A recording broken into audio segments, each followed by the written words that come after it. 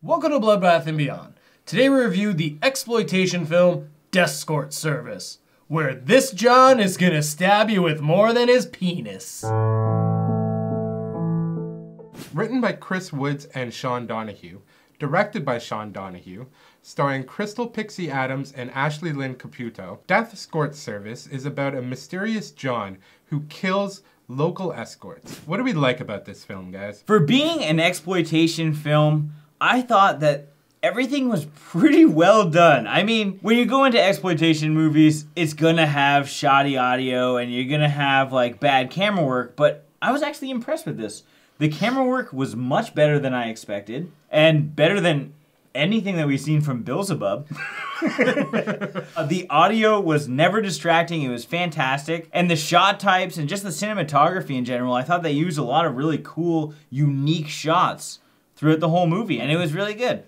Yeah, they definitely framed a lot of their shots nicely, especially when they're playing camera tricks with their practical effects and killing people, because they have like knives going in people's heads, they have like knives going into their stomach, and they're framing it in such a way that it looks like it's fully in there, but really it's not. This movie was bloody, it had some great kills, the practical effects just overall were well done.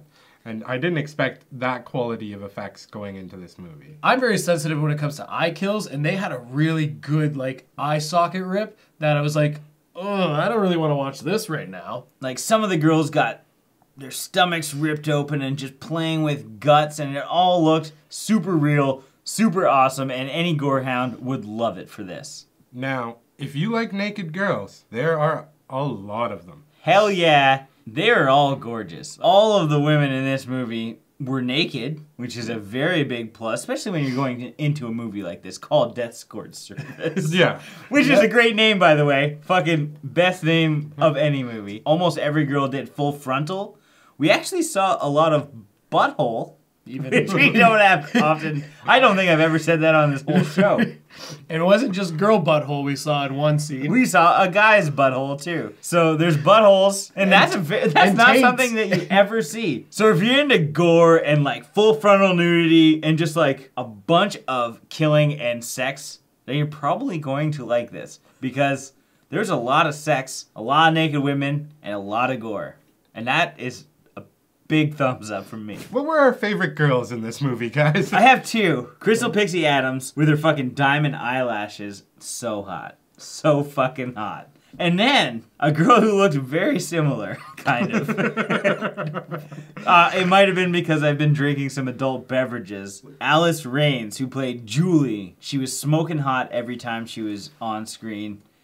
The pair of them, I couldn't get enough. I think my favorite girl, it might have been either Gwen, one of the other main stars, or the Russian one. Yeah, the Russian one's pretty cute. So I guess you get two, John. Krystal Pixie Adams is the one who's taking it for me. She was looking fine. What didn't we like about this movie, guys? This may be a little nitpicky, but Evan Stone, I was really looking forward to seeing more of him in this. Maybe Randy Spears is gonna have like a little cameo to his partner in crime in the adult industry.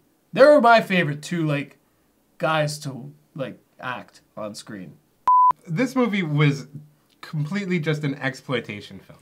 So you're not going to get a lot of the, like, plots or stories. It was, for the first part, just essentially kill, then another kill, then another kill. And it wasn't until the end of the movie that you get some form of motivation or anything like that. Everything is almost like a music video. The whole film, instead of being one concise story, it's just little segments, like little sections. Like you're focusing on one character who is about to die from this killer, but it kind of ties itself in near the end. I personally didn't hate that. This was nice to just kind of like get quick action scenes in. And there were times where it dragged on too long, or they were playing that song. They have one song. And you better like that song. I liked all the music in this movie, and I forgot to say it in the likes, but I did. So there were scenes that dragged on a little too long.